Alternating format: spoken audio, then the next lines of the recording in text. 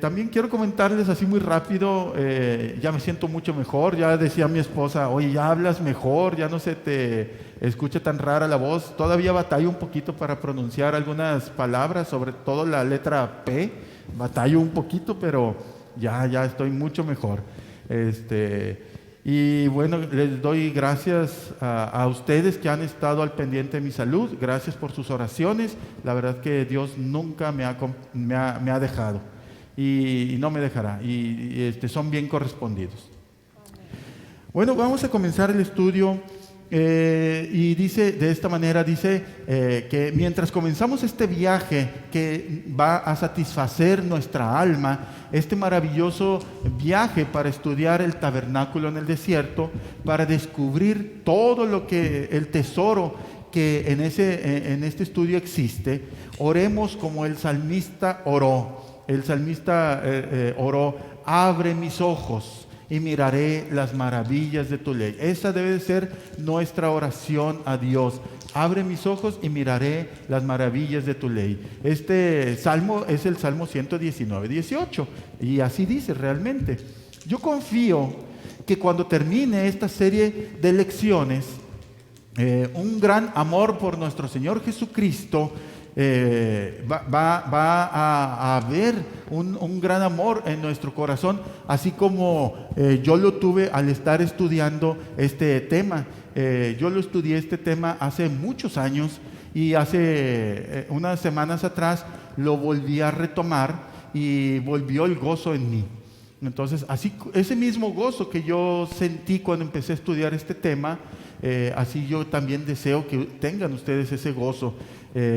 Y pues bueno, nos muestra el camino por el cual el hombre pecador puede acercarse a Dios y tener comunión, o sea, compañerismo con un Dios santo.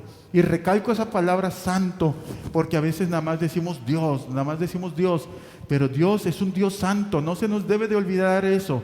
Y es 3 veces santo, y en la santidad de Dios no hay pecado. Y nosotros como pecadores, si no fuera a través de Jesucristo, no pudiéramos tener acceso a nuestro Padre Celestial. La importancia de este estudio es que el libro del Éxodo y específicamente esta parte del tabernáculo es un instrumento espiritual para abrir nuestros ojos. Yo puedo testificar que después de años de meditar sobre esta parte de la palabra de Dios, permitiendo al Espíritu Santo iluminarme para entender esta enseñanza en su plenitud, he entendido que el estudio del tabernáculo nos impide ser desviados o descarriados y engañados por falsas doctrinas, por falsas religiones. Y también estaremos seguros de que ningún hombre viene al Padre sino es a través de Jesucristo. Eso es lo que vamos a descubrir nosotros en este estudio. La Biblia, como todos sabemos, nos dice que todos hemos pecado. El hombre natural está muerto en sus delitos y pecados. Entonces, si estamos muertos en nuestros delitos y pecados, la pregunta suprema de todos los siglos y que está por encima de cualquier otra pregunta de política nacional e internacional es esta: ¿cómo puede el hombre pecador, con su naturaleza caída, acercarse a un Dios santo, a un Dios 3 veces santo, como lo platicábamos ahorita? El hombre necesita a Dios, ustedes y yo necesitamos de Dios, pero ¿cómo podemos encontrarlo? ¿Cómo podemos ser aceptable delante de Dios? ¿Cómo podemos tener perdón por nuestros pecados, estar en paz con Dios y tener compañerismo con Él? Bueno, la enseñanza del tabernáculo nos va a dar esa respuesta. ¿Por qué? Porque si un alma está cargada de pecado en su corazón y no tiene paz y quiere acercarse a Dios a la manera de Dios, es decir, a la manera que nos es mostrada en esta enseñanza del tabernáculo, entonces esta persona será perdonada. reconciliada y hecha una nueva criatura lista para tener compañerismo con este Dios santo. ¿Ok? Lo he ilustrado de esta manera en otras ocasiones. Les he dicho que Dios es como el sol, ¿sí? El sol, si estamos lejos de Él, pues nos da luz, nos da calor, algunas vitaminas o hay algunas reacciones en nuestro cuerpo que favorecen nuestra salud cuando estamos expuestos al sol. Pero entre más nos acercamos, es más peligroso el sol. No podemos acercarlo, no lo podemos tocar. Si nos acercamos mucho al sol, nos vamos a destruir, se va a desintegrar nuestro cuerpo, nos quemamos. Así es también con Dios. Nosotros a lo mejor venimos a este mundo y aquí andamos. Fuimos creados por Dios, somos criaturas de Dios. Y estamos aquí y no pasa nada, ¿verdad? Como uno dice, no pasa nada, estamos aquí en el mundo. Pero una vez que encontramos al Señor, que tenemos un encuentro con el Señor y nos acercamos más, por ejemplo, venimos a la iglesia y pues bueno, esta santidad de Dios requiere también santidad nuestra. Ahora, en la iglesia empieza uno a participar y te acercas más a Dios y requiere más santidad. ¿Sí? Y llegas a ser el ministro de la alabanza, requiere más santidad. Eres el pastor, más santidad. Tienes a tu cargo muchas iglesias, más santidad. Entre más te acercas a Dios, requiere más y más santidad. De lo contrario, si nosotros nos acercamos así, nada más de buenas a primeras, vamos a ser destruidos o simplemente no vamos a tener acceso. ¿Ok? Y esta enseñanza la vamos a aprender aquí en el tabernáculo. El tabernáculo nos va a estar mostrando a través de tipos o figuras el glorioso evangelio de Cristo, que es poder de Dios para salvación a todo aquel que cree. Cualquiera que quiere estudiar diligentemente este cuadro maravilloso de nuestro Señor Jesucristo, tendrá los ojos de su entendimiento abiertos a las verdades espirituales y tendrá sed y hambre de justicia, pero estas serán satisfechas. Mientras estudiemos, creceremos en el conocimiento de nuestro Señor y estaremos establecidos en una fe inconmovible contra los vientos y luchas de la vida. Encontraremos también más y más compañerismo dulce con Dios. Y aunque sus caminos sean difíciles y con crisis, ¿quién no los ha tenido?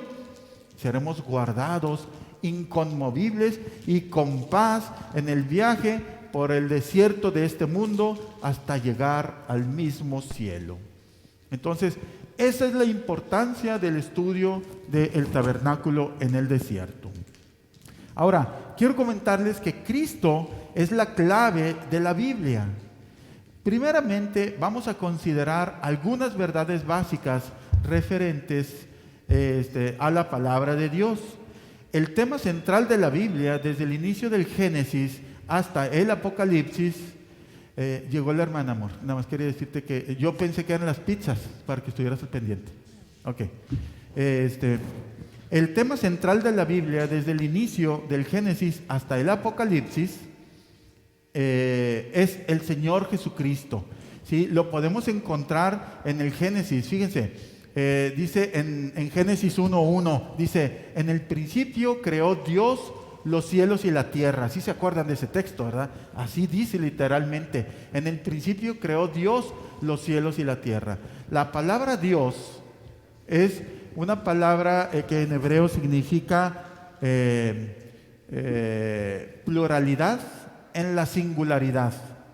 ¿Sí? Es la palabra, creo que es la palabra El o Elohim, que significa, si lo quisiéramos traducir, diría de esta manera: en el principio creó el Dioses los cielos y la tierra. O sea, el que es plural. Entonces ya nos está hablando ahí de una pluralidad. Ahora, fíjense lo que dice en Juan 1. Dice, en el principio, en Juan 1:1, dice, en el principio era el verbo, y el verbo era con Dios, y el verbo era Dios. Este era en el principio con Dios. O sea, está hablando que el verbo estaba con Dios en el principio de la creación. Y más adelante vemos que ese verbo se hizo carne y habitó entre nosotros, vimos su gloria, gloria como del unigénito, lleno de gracia y de verdad. Entonces, este verbo es Jesucristo. Entonces, si nos vamos otra vez a Juan 1, en los primeros versículos dice que estaba el verbo en el principio con Dios.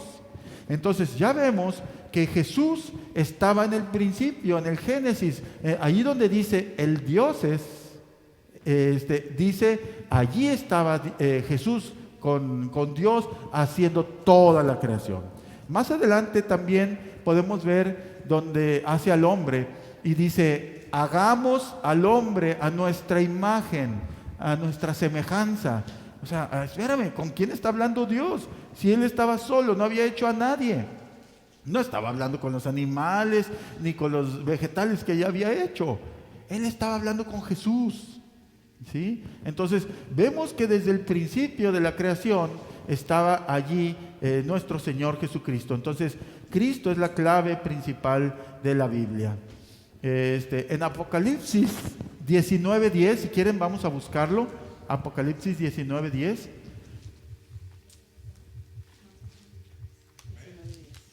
Muy bien, alguien que lo tenga y lo quiera leer. Adelante, hermano Luis Jurado. Dice, yo me postré a sus pies para adorarle, y él me dijo, mira, no lo hagas, yo soy consiervo tuyo y de tus hermanos, que retienen el testimonio de Jesús. Adora a Dios, porque el testimonio de Jesús es el espíritu de la profecía. Así es, aquí se le aparece un ángel y dice aquí que él se postró, el escritor del Apocalipsis se postró delante del ángel y le dice, no, dale calmado, no te postres delante de mí, adora a Dios, ¿verdad? Porque Él es digno, porque dice, el testimonio de Jesús es el espíritu de profecía. Entonces, es a Jesús a quien nosotros debemos de adorar, es a nuestro Dios a quien debemos de adorar. Entonces vemos que Él es el principio y el fin, el alfa y la omega. El Dios eterno está entregando, fíjense mucho en esto, el Dios eterno está entregando a los ingenios de la lengua humana el misterioso poder de proclamar las maravillas de la gracia, la misericordia, el amor compasivo de Dios por todos los hombres y en todo lugar.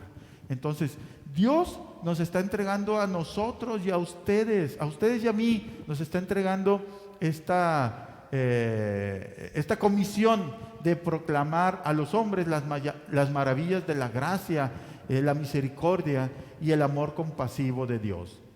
Él utilizó ilustraciones, como ilustraciones utilizó las cosas materiales que estaban alrededor de nosotros, cosas con las que estamos familiarizados, para ayudarnos a entender que su Hijo es el mediador, el único camino por el cual el hombre pecador se puede acercar a un Dios no pecador.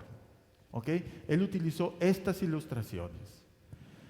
Todavía no entramos en la materia. La verdad es que tenemos que estar viendo todo esto para que podamos entender realmente el verdadero significado o el valor de estar estudiando este tema. Ahora, vamos a entrar allí en materia. El mobiliario del tabernáculo, que estudiaremos detalladamente, es usado para mostrarnos la manera o el camino para acercarnos a Dios.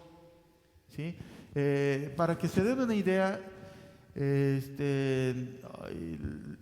ahorita las carreras, no traigo las ilustraciones aquí del tabernáculo. ¿Tú no tienes ahí ilustraciones del tabernáculo para que las muestres en las redes sociales? Sí. O te las puedo mandar aquí por WhatsApp. ¿Sí? Ok, te las voy a mandar.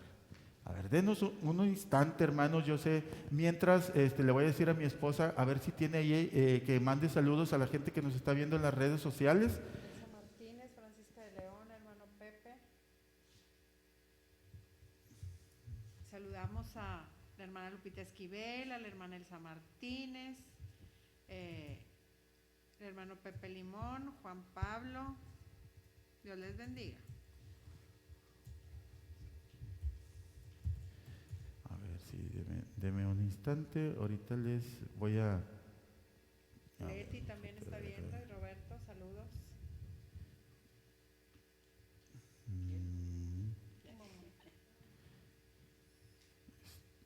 Ok, aquí está, aquí está.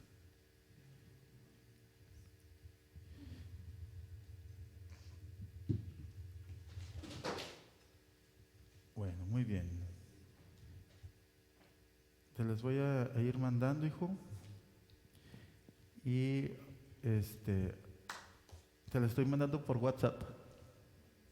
¿Ok? Bueno, entonces... bueno, ahora sí, vamos a continuar. Les ofrezco una disculpa. Dijimos que el mobiliario del tabernáculo, que estudiaremos detalladamente, es usado para mostrarnos el camino para acercarnos a Dios. Para que se den una idea, el tabernáculo, imagínense que era un patio grande, imagínense que a todo alrededor había, había una cortina, ¿sí? Había cortinas, y también había pues unas postes que sostenían esas cortinas, ¿ok? Entonces eso era lo que estaba alrededor y había una sola puerta. ¿Ok? Eso era, vamos a decirlo así, el límite exterior. Y después, adentro, ya cuando ustedes entraban por esa puerta, lo primero que encontraban era el altar de bronce. En ese altar de bronce se ofrecían los sacrificios. ¿Ok? Caminando unos pasos más adelante, después del altar, estaba el lavacro. Este lavacro no era otra cosa más que una tina en donde había agua, y los sacerdotes y las personas que iban a entrar al tabernáculo tenían que lavarse y tenían que limpiarse. No podían entrar sin lavarse. ¿Ok? Entraban al atrio y ahí sí podían entrar, pero si querían entrar a la parte interior del tabernáculo tenían que lavarse, ¿sí? Bueno, eso era el lavacro. Los vamos a ir viendo más adelante. Ahorita nada más voy a hacer así una referencia rápida. Y luego después del lavacro había una tienda que era realmente el tabernáculo, ¿sí? Esta tienda también solamente tenía una puerta, un acceso, ¿ok? Cuando ustedes entraban a esa parte, o cuando los sacerdotes entraban a esa parte, en el interior había dos cámaras, el lugar santo y el lugar santísimo. Estaban separadas estas dos cámaras por una cortina, ¿sí? O un velo, ¿sí? Es el que nosotros hemos escuchado, que cuando el Señor Jesucristo murió, dice, y el velo del templo se rasgó. Bueno, ese velo que separaba el lugar santo del lugar santísimo es del que les estoy hablando, ¿ok? Entonces, en el lugar santo, cuando el sacerdote entraba al tabernáculo, ya esa tiendita, al lugar santo, lo primero que veía era a su mano derecha estaba la mesa de los panes de la proposición, ¿ok? A mano derecha. No podía estar a mano izquierda, no podía estar en otro sitio que no era allí. Esas fueron las instrucciones precisas que Dios dio. Y luego a mano izquierda estaba el candelabro, ¿sí? Y ese tenía que estar encendido constantemente, ¿ok? Y siguiendo de frente y antes de pasar al lugar santísimo estaba el altar del incienso. ¿Ok? Ahí en el altar del incienso, ahí se ofrecía incienso, un incienso muy especial que Dios les dio instrucciones de cómo prepararlo. ¿Ok?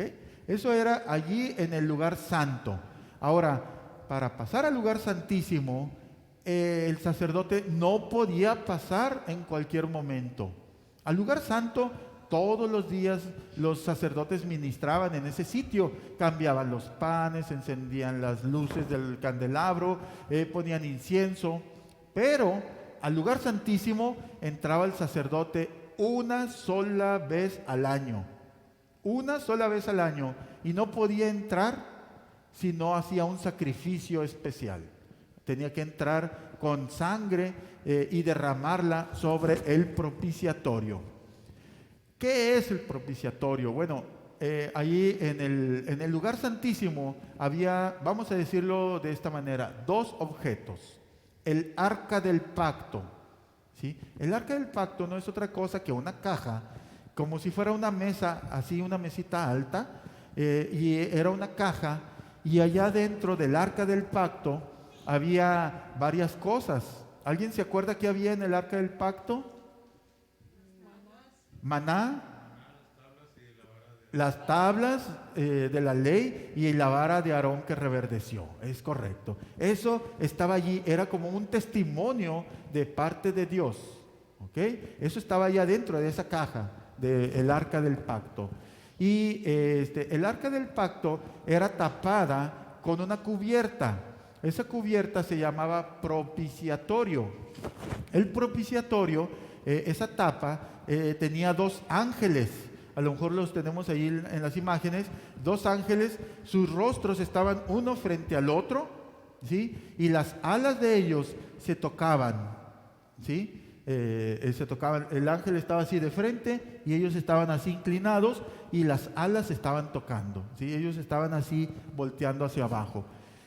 En ese propiciatorio es donde la presencia de Dios se manifestaba. ¿Okay? Desde allí, desde ese punto.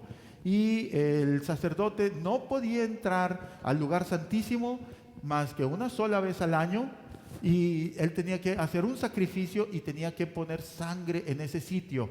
Esa sangre simbolizaba la redención de sus pecados y de las del pueblo. ¿Ok? Entonces, estos eran los instrumentos del tabernáculo. Ahora fíjense, Jesucristo es el altar de bronce, ¿sí? Jesucristo es el altar de bronce en donde se hacen los sacrificios, ¿ok? Se hizo un sacrificio por nuestros pecados.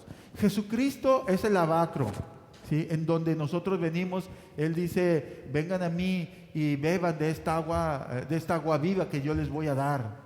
¿Sí? Entonces Jesucristo es el lavacro. Jesucristo es el pan. Dice: yo soy el pan de vida. ¿Se acuerdan?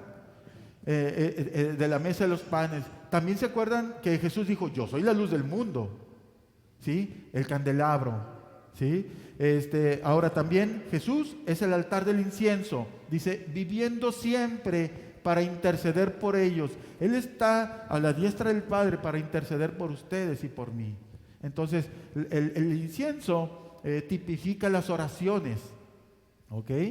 Entonces, vemos que Jesucristo es el altar del incienso. Y también Jesucristo es el propiciatorio rociado con sangre en el lugar santísimo. ¿Ok? Vemos cómo todas estas cosas nos apuntan a nuestro Señor Jesucristo. Ahora, ningún hombre viene al Padre sino por Jesucristo. Este texto lo encontramos ¿en dónde? Juan, ¿qué? 14:6, exactamente. Hay un himno, un corito muy antiguo que dice: San Juan 14, en verso 6, dice Jesús: soy la verdad, también la vida y el camino. Nadie viene al Padre si no es por mí. Y yo me aprendí ese texto con esa canción. Entonces, está muy bonito ese corito. Es un corito muy antiguo. Y pues bueno, en Juan 14:6 así dice. Jesús le dijo: yo soy el camino y la verdad y la vida. Nadie viene al Padre sino por mí. Los hijos de Israel habían estado en esclavitud en Egipto, y Dios llamó a Moisés para llevarlos fuera de la cautividad a la tierra prometida. Los primeros 12 capítulos de Éxodo nos recuerdan el sufrimiento terrible de su esclavitud y la liberación que Dios obró en la vida de ellos. Éxodo nos relata el principio de este viaje, cuando Dios guió a su pueblo, que eran unos 600,000 hombres de a pie, sin contar los niños, sin contar las mujeres, sin contar los agregados, porque algunos extranjeros que no eran israelitas, los siguieron también y salieron de Egipto. Entonces, posiblemente, si somos así sensatos, si eran 600,000 hombres de a pie y estos hombres estaban casados, pues por lo menos ya estamos hablando de 1,200,000 personas. Y si estos matrimonios tenían 2 hijos, se va al doble, 2,400,000 personas. Si tenían 2 hijos, ¿sí? Nada más acuérdense que Jacob o Israel tuvo 12 hijos. Entonces, vamos a ser así sensatos, vamos a pensar que tenían poquitas familias y vamos a pensar que eran 2,5 millones de personas. Entre 2 millones, 3 millones de personas salieron de Egipto aquella noche corriendo, ¿sí? Aparte, sus ganados, sus cosas personales que fueron sacadas de Egipto, junto con los huesos de José. José ya les había dicho, un día ustedes van a salir de aquí y no olviden llevarse mis huesos, no los dejen aquí, entiérrenlos con nuestros padres cuando vayan a la tierra prometida. Entonces, pasaron años y años, no sé, a lo mejor pasaron 100, 200 años, no sé cuánto tiempo haya pasado desde que José dio esa orden. Y me llama mucho la atención de que por generaciones las personas encargadas de eso fueron diciéndole al otro, oye, yo ya estoy viejo, ya me voy a morir, te encargo los huesos de José. José dijo que se los llevaran, está bueno. Y esa otra persona también envejecía y le decía a otra, oye, el día que salgamos, vamos a salir de aquí, les encargo los huesos de José. Y ya me imagino que esa noche en donde ellos tenían que salir corriendo, ya iban corriendo todos y luego, los huesos de José, regrésate.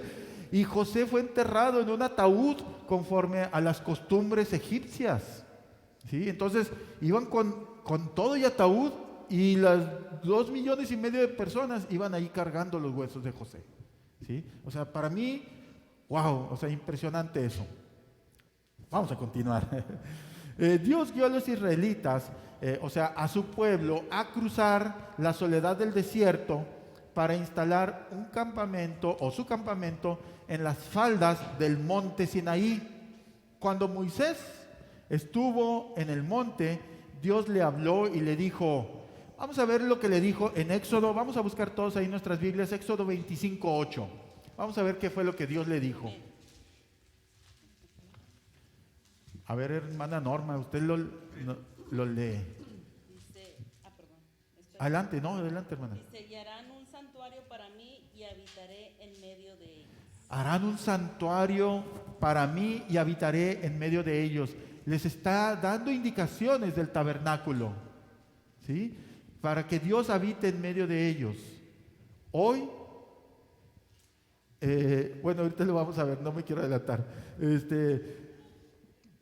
Dios le dio instrucciones detalladas con respecto a la construcción del santuario, llamado el tabernáculo en el desierto.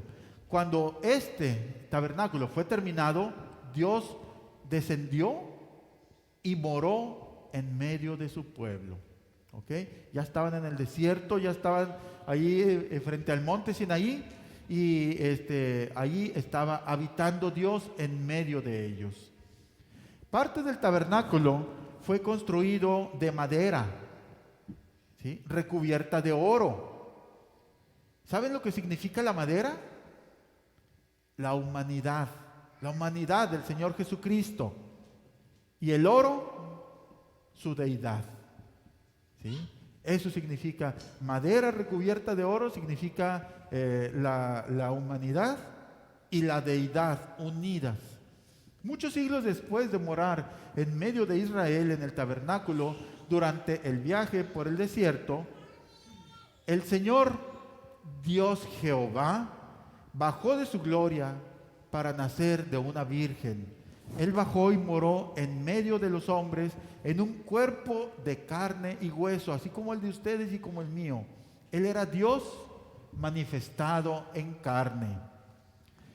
Ahora vayamos a Juan 1:14. Vamos a leer Juan 1:14.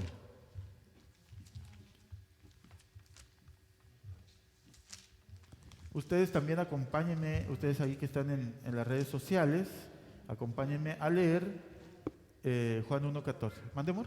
Saluda a Carmen de Osvaldo. Sí. Hermana Carmen y hermano Osvaldo, Dios les bendiga. Hermana Elsa, Dios le bendiga. Veo por aquí que están con nosotros. Qué bueno que nos están acompañando. ¿Alguien que nos quiera leer Juan 1:14? Adelante, hermano Luis. Dice, y aquel verbo fue hecho carne y habitó entre nosotros y vimos su gloria. Gloria como del unigénito del Padre, lleno de gracia y de verdad. Fíjense, aquel verbo, o sea, Cristo, fue hecho carne, o sea, un tabernáculo, y habitó entre nosotros. Ahora, nosotros que fuimos iluminados respecto a su gloria, vemos su gloria, gloria como del unigénito del Padre, lleno de gracia y de verdad. En el tabernáculo moró en medio de su pueblo durante el viaje por el desierto, pero ahora Él está aquí, en la persona del Espíritu Santo, para habitar entre nosotros y en nosotros. Y ahora nuestros cuerpos son templos del Espíritu Santo. Qué maravilloso, ¿no?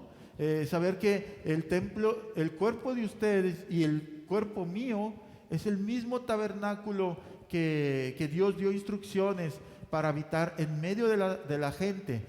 Pero ahora no está nada más allá del ejércitos, no. Él está mucho más cerca de nosotros. Él está en nuestro corazón. Él vive dentro de nosotros. ¿Sí? Vamos a ver ahora la descripción del tabernáculo.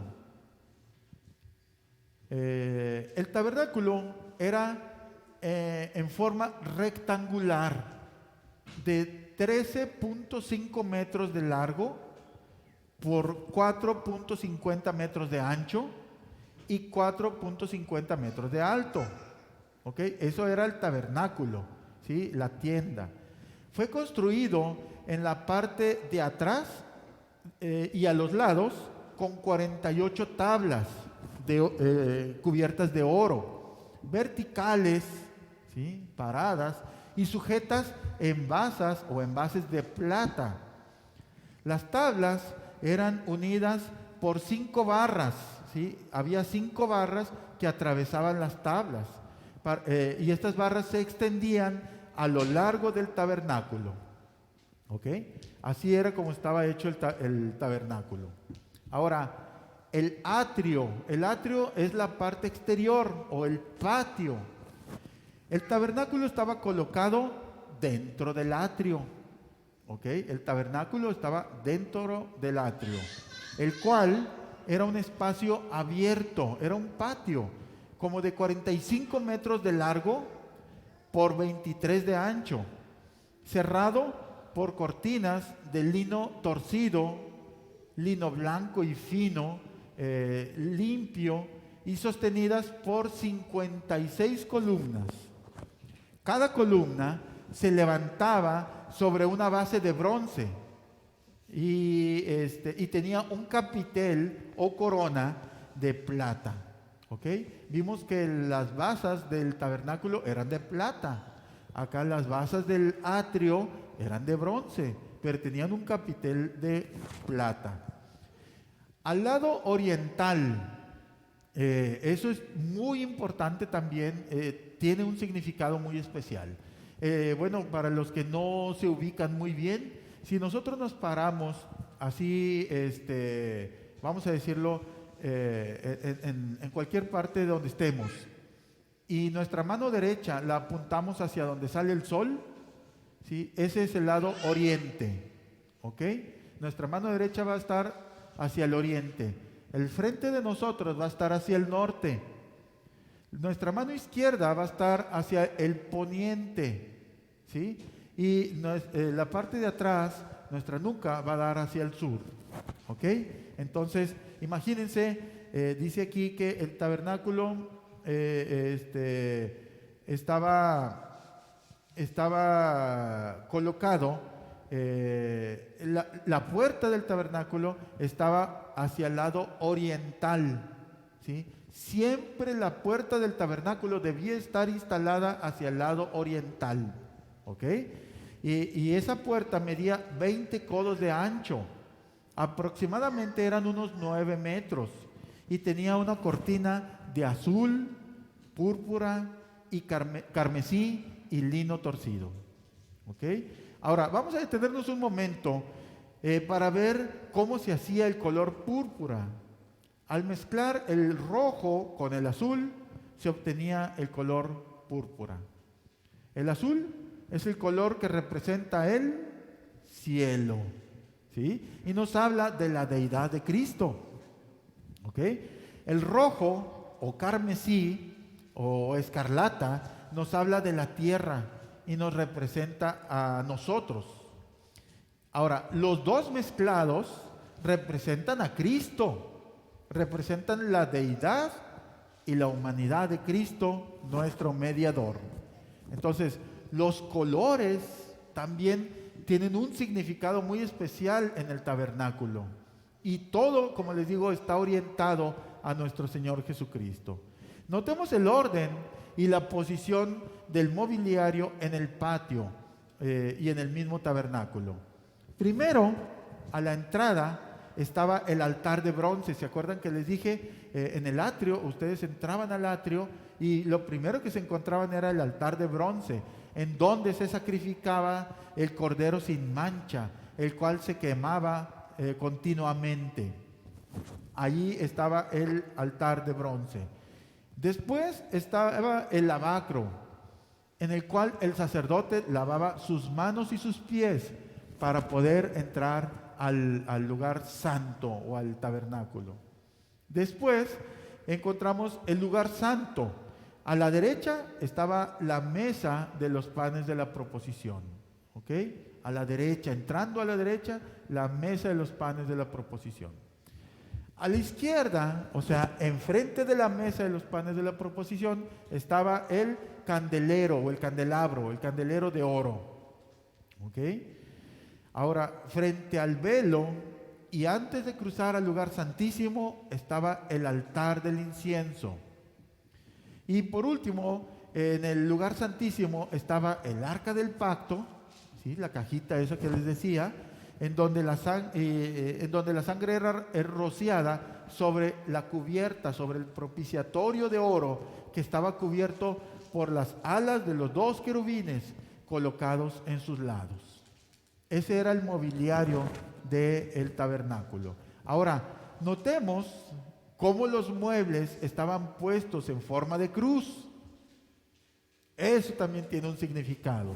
El poste mayor estaba formado por el altar de bronce, el lavacro, el incensario y el arca del pacto, ¿ok? Esa era una línea recta.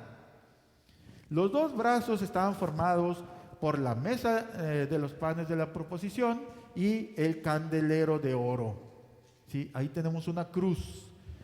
Por lo tanto, desde el principio vemos la cruz enseñándonos que la base de nuestra esperanza en todo tiempo y por la eternidad es la cruz del Calvario. Por esto, no es una maravilla que Pablo dijera a los corintios: pues me propuse no saber entre vosotros cosa alguna, sino a Jesucristo y a este crucificado, como dice en 1 Corintios 2:2. Así dice. Entonces, ahí vemos la cruz de Cristo. Ahora vamos a ver la orden de construcción del tabernáculo. El orden en el cual las instrucciones fueron dadas a Moisés por parte de Dios en cuanto al tabernáculo y sus muebles es también el orden en que fueron construidos y colocados. Es decir, de adentro hacia afuera, o sea, del lugar santísimo hacia el altar de bronce. Vamos a verlo, pues es que tenemos poquito tiempo, ya me queda poquito tiempo y todavía nos falta. Lo voy a leer yo, lo voy a leer un poquito a prisa. Busquen ustedes Éxodo 37 del 1 al 29, es todo el capítulo, Éxodo 37.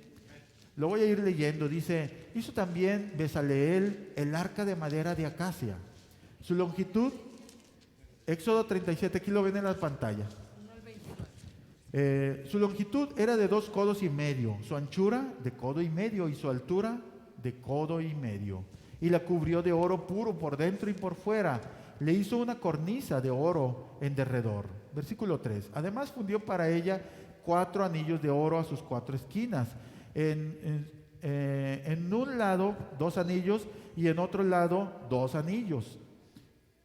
Hizo también varas de madera de acacia y las cubrió de oro, y metió las varas por los anillos a los lados del arca para llevar el arca. Asimismo, el propiciatorio de oro puro, su longitud de 2 codos y medio y su anchura de codo y medio. Hizo también los 2 querubines de oro, labrados a martillo, en los 2 extremos del propiciatorio, un querubín a un extremo y otro querubín al otro extremo.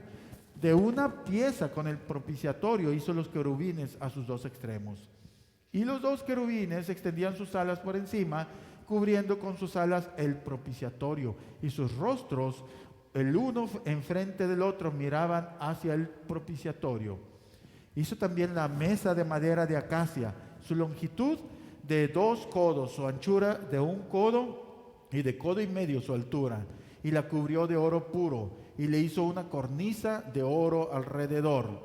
Le hizo también una moldura de 1 palmo menor de anchura alrededor, e hizo en derredor de la moldura una cornisa de oro. Versículo 13. Le hizo asimismo de fundición 4 anillos de oro y los puso a las 4 esquinas que correspondían a las 4 patas de ella.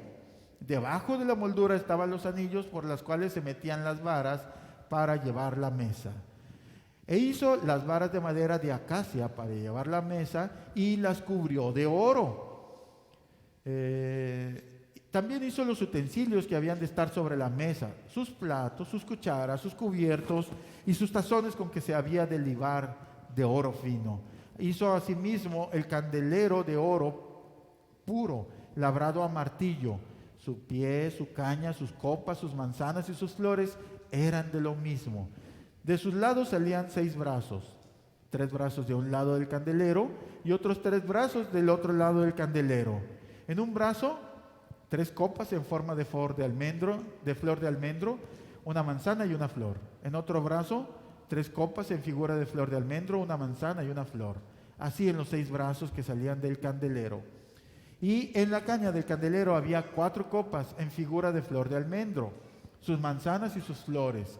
Y una manzana debajo de 2 brazos del mismo, y otra manzana debajo de otros 2 brazos del mismo, y otra manzana debajo de los otros 2 brazos del mismo, conforme a los 6 brazos que salían de él. Sus manzanas y sus brazos eran de lo mismo. Todo era una pieza labrada a martillo de oro puro. Hizo asimismo sus 7 lamparillas, sus despabiladeras y sus platillos de oro puro.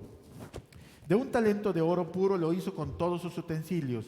Hizo también el altar del incienso de madera de acacia, de 1 codo su longitud y de otro codo su anchura. Era cuadrado. Y su altura de 2 codos, y sus cuernos de la misma pieza. Y lo cubrió de oro puro, su cubierta y sus paredes alrededor y sus cuernos, y le hizo una cornisa de oro alrededor.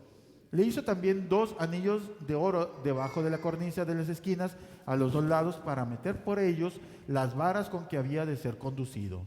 E hizo las varas de madera de acacia y las cubrió de oro. Hizo asimismo el aceite santo de la unción y el incienso puro aromático según el arte del perfumador. Ahora vamos a darle vuelta ahí en nuestra hoja o ahí en el siguiente capítulo. Es Éxodo 38 del 1 al 8 sigue diciendo: igualmente hizo de madera de acacia el altar del holocausto, su longitud de 5 codos y su anchura de otros 5 codos, cuadrado y de 3 codos de altura. E hizo sus cuernos a sus 4 esquinas, los cuales eran de la misma pieza, y los cubrió de bronce. Hizo asimismo todos los utensilios del altar: calderos, tenazas, tazones, garfios y palas. Todos sus utensilios los hizo de bronce, e hizo para el altar un enrejado de bronce de obra de rejilla, que puso por debajo de su cerco hasta la mitad del altar. También fundió 4 anillos a los 4 extremos del enrejado de bronce para meter las varas, e hizo las varas de madera de acacia y las cubrió de bronce. Y metió las varas por los anillos a los lados del altar para llevarlo con ellas. Hueco lo hizo de tablas. También hizo la fuente de bronce y su base de bronce de los espejos de las mujeres que velaban a la puerta del tabernáculo de reunión. Ahora vamos allí mismo en Éxodo 40, del 1 al 11. Dice: luego Jehová habló a Moisés diciendo: en el primer día del mes primero harás levantar el tabernáculo de reunión, y pondrás en él el arca del testimonio, y la cubrirás con el velo. Meterás la mesa y la pondrás en orden. Meterás también el candelero y encenderás sus lámparas. Y pondrás el altar de oro para el incienso delante del arca del testimonio, y pondrás la cortina delante a la entrada del tabernáculo. Después pondrás el altar del holocausto delante de la entrada del tabernáculo de reunión. Luego pondrás la fuente entre el tabernáculo de reunión y el altar, y pondrás agua en ella. Finalmente pondrás el atrio alrededor y la cortina a la entrada del atrio. Y tomarás el aceite de la unción y ungirás el tabernáculo y todo lo que está en él. Dice: y lo santificarás con todos sus utensilios y será santo. Ungirás también el altar del holocausto y todos sus utensilios, y santificarás el altar y será un altar santísimo. Asimismo, ungirás la fuente y su base y la santificarás. Muy bien. El orden, fíjense, es de Dios hacia el hombre. Si nos damos cuenta, si recordamos el camino del Hijo de Dios, quien descendió desde el cielo, desde el seno del Padre, hasta el pesebre de Belén y a la cruz del Calvario, desde donde alcanzó al pecador con toda su culpabilidad y necesidad. Pero el orden en que nosotros comprendemos la verdad es de afuera hacia adentro. Entramos por la puerta del atrio, llegamos al altar de bronce, o sea, la salvación, y de allí a la fuente, la santificación, y seguimos hasta llegar al trono de Dios, al lugar santísimo. Así es como nosotros lo vemos, así es como nosotros entramos.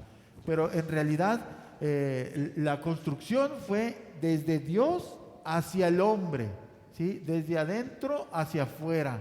Así fue la manera en que Dios lo diseñó. Vamos a ver ahora el paralelo del tabernáculo con el Nuevo Testamento. Fíjense, en el Evangelio de Juan, posiblemente nunca se nos haya ocurrido que en el Evangelio de Juan está apuntado o está mostrado hermosamente el orden de acercamiento a Dios, a Dios del hombre pecador, tal como está bosquejado en el tabernáculo. Fíjense, en Juan 1:29, Juan el Bautista dijo un día: he aquí el Cordero de Dios que quita el pecado del mundo. ¿Sí?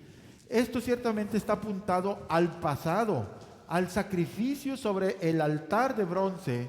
Y permítanme decirle que ustedes nunca estarán limpios de pecado, ni tendrán compañerismo con un Dios santo, si no han venido a la cruz, al altar de bronce, en donde el Cordero fue muerto. Allí, y solamente allí, es donde es arreglado el problema del pecado. ¿Ok?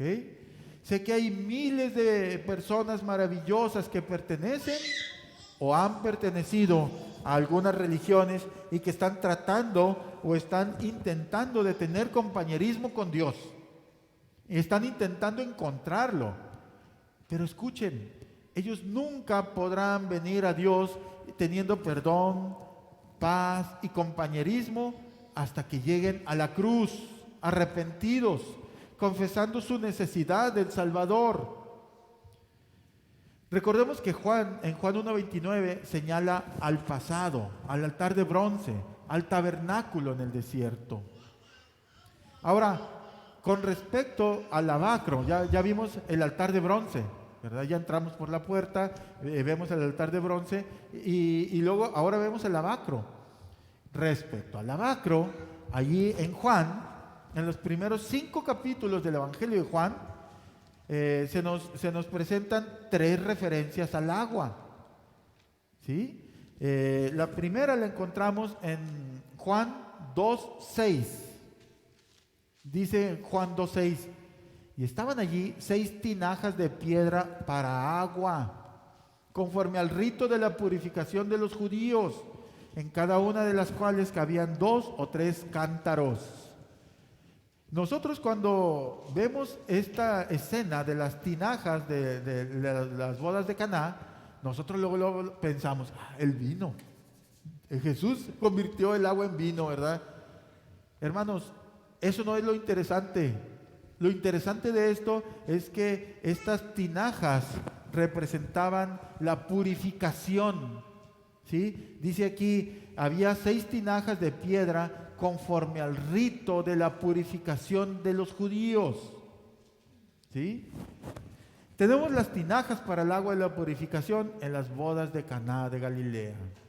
Luego, más adelante, en el capítulo 4, versículo 14, dice, mas el que bebiere del agua que yo le daré, no tendrá sed jamás, sino que el agua que yo le daré será en él una fuente que salte para vida eterna. ¿Sí? Entonces, aquí tenemos otra vez la representación del agua, del lavacro, apuntando hacia el tabernáculo. Y por último, posteriormente lo vemos en Juan 5, del 1 al 9, en donde tenemos la referencia del estanque de Betesda. Dice ahí en Juan 5, del 1 al 9, después de estas cosas, había una fiesta de los judíos y subió Jesús a Jerusalén. Y ahí en Jerusalén, cerca de la puerta de las ovejas, un estanque llamado en hebreo Betesda, el cual tiene 5 pórticos. En esto yacía una multitud de enfermos, ciegos, cojos y paralíticos que esperaban el movimiento del agua. Versículo 4, porque un ángel descendía de tiempo en tiempo al estanque y agitaba el agua. Y el primero que descendía al estanque después del movimiento del agua quedaba sano de cualquier enfermedad que tuviese. Y había allí un hombre que hacía 38 años que estaba enfermo. Cuando Jesús lo vio acostado y supo que llevaba ya mucho tiempo así, le dijo, ¿quieres ser sano? Señor, le respondió el enfermo, no tengo quien me meta al estanque cuando se agita el agua. Y entre tanto que yo voy, otro desciende antes que yo. Jesús le dijo, levántate, toma tu lecho y anda. Y al instante aquel hombre fue sanado y tomó su lecho y anduvo. Y era día de reposo aquel día. Entonces aquí tenemos estas 3 referencias al agua. Y todas estas referencias nos hablan del aspecto valioso del lavamiento o limpieza con agua. Y señalan a ese lavacro, que seguía al altar de bronce. Ahora, después, más adelante, en Juan capítulo 6, vamos a ver la alimentación de los 5,000, seguido del gran discurso en donde Jesús dice, yo soy el pan de vida. En Juan 6, del 32 al 35, dice de esta manera, y Jesús les dijo, de cierto os digo, no os dio Moisés el pan del cielo, mas mi Padre os da el verdadero pan del cielo, porque el pan de Dios es aquel que descendió del cielo y da vida al mundo. Versículo 34, le dijeron, Señor, danos siempre de este pan. Jesús les dijo, yo soy el pan de vida, el que a mí viene nunca tendrá hambre, y el que en mí cree no tendrá sed jamás. Amén, gloria a Dios. Esto nos habla de la mesa y los panes de la proposición. Ahora fíjense, en Juan 8:12, ¿alguien que lo quiera leer? Amén. Otra vez Jesús les habló diciendo, yo soy la luz del mundo, no andará en tinieblas, sino que tendrá la luz de la vida. ¿Qué les recuerda esto en el tabernáculo? Candelero. El candelero de oro, ¿sí? El candelero de oro. Nos está hablando ahí del candelero. ¿Se dan cuenta que ya vimos el altar de bronce? Y luego vimos el lavacro, y luego la mesa de los panes de la proposición, y luego el candelero, ¿sí? ¿Cómo? O sea, ni nos imaginábamos que ahí en el libro de Juan, en el Evangelio de Juan, estaba apuntando hacia este tabernáculo, hablándonos acerca de eso que ya había sucedido, ¿sí? Ahora, en el capítulo 17 también del mismo Evangelio de Juan, tenemos a nuestro gran sumo sacerdote cerca del altar del incienso. Tus oraciones no pueden ser oídas y aceptadas hasta que pases por el altar de bronce, donde el cordero es muerto, hasta que seas limpio por la palabra, hasta que seas alimentado por el pan de vida y andes en la luz de su palabra. Entonces tus oraciones serán contestadas.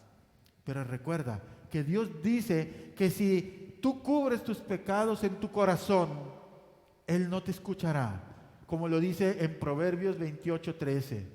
Proverbios 28:13 dice: el que encubre sus pecados no prosperará, mas el que los confiesa y se aparta alcanzará misericordia. Y él continuamente dice y el que continuamente dice, como en el Salmo 24, versículos 3 y 4, dice así el Salmo: ¿quién subirá al monte de Jehová? ¿Quién estará en su lugar santo? El limpio de manos y puro de corazón. Él proveyó para nosotros su método de limpieza y debemos venir ante Él a su manera, ¿sí? Les he comentado en otras ocasiones que la palabra de Dios está para obedecerse, no para entenderse, ¿sí? Y si nosotros queremos entenderla, nunca le vamos a obedecer y nos vamos a quedar en desobediencia y no vamos a avanzar en nuestra vida espiritual. Tenemos que obedecerla. Si Él nos dice: apártate del pecado, hazlo de inmediato, ¿sí? En el libro de Efesios, Dios comienza consigo mismo. Aquí tenemos otra analogía también, como en el libro de Juan. En el capítulo 1 habla de su gloria, propósito y gracia en Cristo, antes que el mundo fuese. Luego vamos a ver Efesios 2 del 1 al 3. Efesios 2 del 1 al 3. Luego Él busca al hombre y lo encuentra en pecado. Dice Efesios 2 del 1 al 3. Y Él os dio vida a vosotros cuando estabais muertos en vuestros delitos y pecados, en los cuales anduvisteis en otro tiempo, siguiendo la corriente de este mundo, conforme al príncipe de la potestad del aire, el espíritu que ahora opera en los hijos de desobediencia, entre los cuales también todos nosotros vivimos en otro tiempo, en los deseos de nuestra carne, haciendo la voluntad de la carne y de los pensamientos, y éramos por naturaleza hijos de ira, lo mismo que los demás. Ahora fíjense lo que dice en Efesios 2:12. Dice: en aquel tiempo estabais sin Cristo, alejados de la ciudadanía de Israel y ajeno a los pactos de la promesa. ¿Sin qué? Sin esperanza y sin Dios en el mundo. Alejado de Dios y sin esperanza y sin Dios en el mundo. Pero después, en este mismo carta a los Efesios, levanta y le sienta en los lugares celestiales con Cristo. Allí en Efesios 2, versículos 5 y 6, dice: aún estando nosotros muertos en pecados, nos dio vida juntamente con Cristo. Por gracia sois salvos. Y juntamente con Él nos resucitó y asimismo nos hizo sentar en los lugares celestiales con Cristo Jesús. Así la obra divina es del lugar santísimo hacia la puerta del atrio, es de adentro hacia afuera, ¿sí? Y de la puerta regresa al lugar santísimo y nos atrae a nosotros. Ahora, en el libro de Romanos tenemos también un ejemplo similar. Ya vamos a terminar, no se me desesperen. En el libro de Romanos vemos que Dios comienza en la puerta del atrio con la condición perdida del hombre. No los vamos a leer, pero ustedes estudienlos en su casa. En Romanos, desde el capítulo 1 hasta el capítulo 3, versículo 20. Ahí Pablo nos habla de 3 tipos de pecadores. El primer tipo de pecador es el escarlata o el rojo, que es el pecador profundamente esclavizado o el hombre malo. El segundo tipo de hombre es el que se siente que es moral. Yo soy muy bueno, no le hago daño a nadie, soy muy bueno, hago buenas obras, me porto muy bien. Esta persona cree en sus propias obras de justicia que lo harán aceptable delante de Dios. ¿Ok? Y en tercer lugar está el hombre religioso. El hombre religioso que es fiel a sus obligaciones de la religión, pero que nunca experimentó el nuevo nacimiento. ¿Ok? Tenemos el ejemplo de Nicodemo. ¿Sí? ¿Se acuerdan ahí en Juan, en el capítulo 3 de Juan? Que dice que había un hombre de los fariseos que se llamaba Nicodemo, un principal entre los judíos. Vino a Jesús de noche y le dijo: Rabí, sabemos que has venido de Dios como maestro, ¿sí? Porque nadie ha hecho estas cosas que tú haces si no está Dios con él. ¿Y cómo le dice Jesús? ¿Os es necesario nacer de nuevo? Y Nicodemo dice: a ver, espérame, ¿tengo que entrar en el vientre de mi madre y nacer? Fíjense, él era un principal entre los judíos y no sabía del nuevo nacimiento. Entonces, si una persona que estudió desde niño para ser un principal entre los judíos no sabía acerca del nuevo nacimiento, ¿qué nos dejan a nosotros? Que venimos de vez en cuando a la iglesia, que nos cansamos cuando el pastor se pasa 5 minutos de la hora del estudio. Entonces, en realidad estamos a veces muy lejos y a veces estamos en esta situación que nos describe en Romanos. Pablo resume este pasaje en Romanos 3:23. ¿Alguien se lo sabe, Romanos 3:23? Por cuanto... Amén. Así lo resume Pablo en este versículo. En Romanos 3, del 21 al 25, Pablo nos muestra que hay solamente una manera para el hombre pecador que quiere venir a Dios, y esa es la gracia de Jesucristo. Dice el versículo 21: pero ahora, aparte de la ley, se ha manifestado la justicia de Dios, testificada por la ley y por los profetas. La justicia de Dios por medio de la fe en Jesucristo para todos los que creen en Él. Porque no hay diferencia, por cuanto todos pecaron y están destituidos de la gloria de Dios, siendo justificados gratuitamente por su gracia mediante la redención que es en Cristo Jesús, a quien Dios puso como propiciación por medio de la fe en su sangre, para manifestar su justicia a causa de haber pasado por alto en su paciencia los pecados pasados. Hermanos, Cristo pagó la pena por nuestro pecado. Él fue la ofrenda y el sacrificio quemado que proveyó el medio de acercamiento del hombre pecador a un Dios santo.